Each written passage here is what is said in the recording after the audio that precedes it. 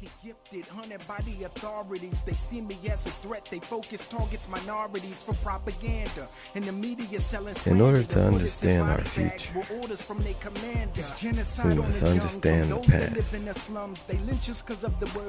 It's time that we have the big talk. To hand me them cigarellos, why you take it so long? You view me as pure scum. I tell you, would it be wrong?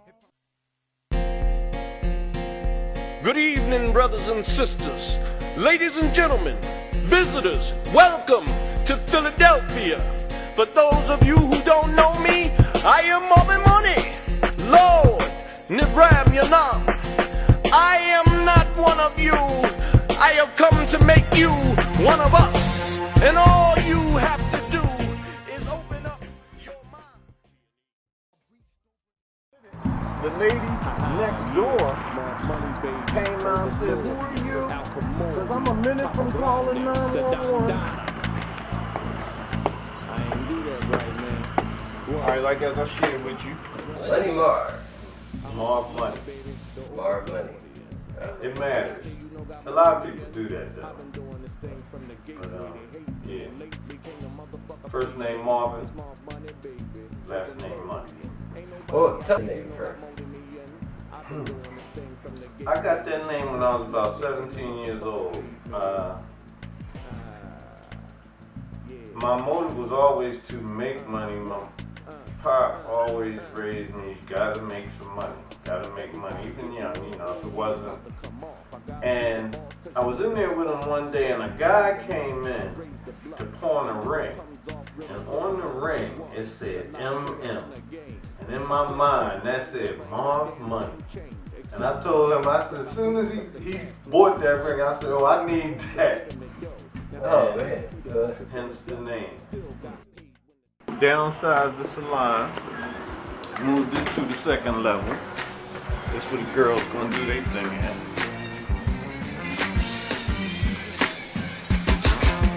I was sharing with you these. This is part of that series I got from the museum in Chicago.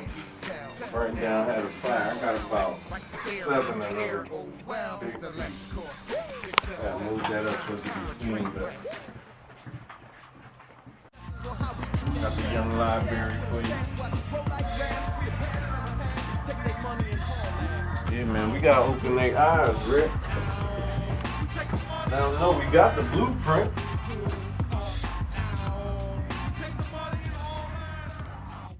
A businessman, and at a time when black businesses they were more prevalent back then. Absolutely. Yeah. So tell me a little bit about how you got into it, what made you want to get into black business. Again, you know, I was raised watching it. My pop was part of the Black Panther Party, also in the 70s. And I lived the top of the Black Panther headquarters, and they had summer camp for youth. So most of the principles they taught were do-for-self situations. So we was always making something, producing something, manufacturing something, and distributing our own goods to our own people. So it's pretty much. Warning. Get to your knees.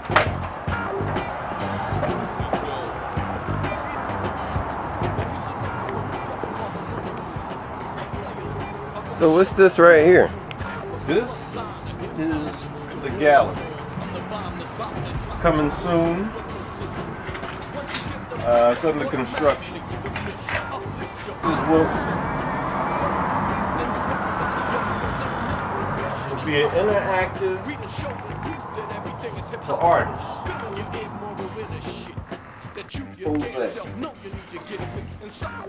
Initially concentrating on Philadelphia artists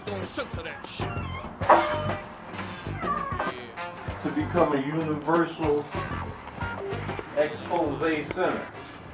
I always was creative and drew, like to draw.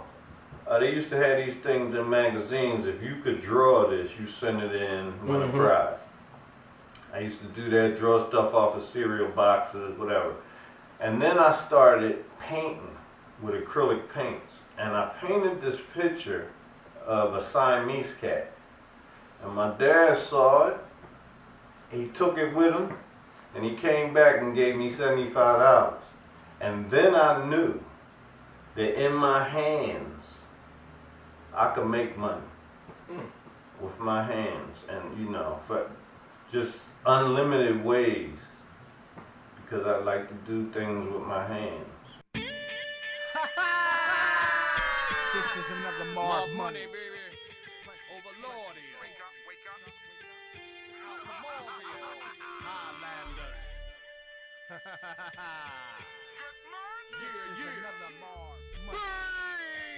The thing. One thing is up to the artist. First thing, the black family is in a total and it's because the black man has been disenfranchised from the family, and the rest of the family is kind of raised to not respect him for a whole lot of reasons, and money, resources, finances is mostly what it is, because black men can't provide. Oh, yes, the world. The 60s, 70s, when black power was prevalent, the drugs got put into the community. They had to offset that, because as long as we're at each other, we're not going to focus on an oppressor. To kind of answer your question, one of the things that black men have come up with is the hip-hop culture. And I don't even know what the belief is across the board, but the hip-hop culture is an extremely powerful vehicle in the world today.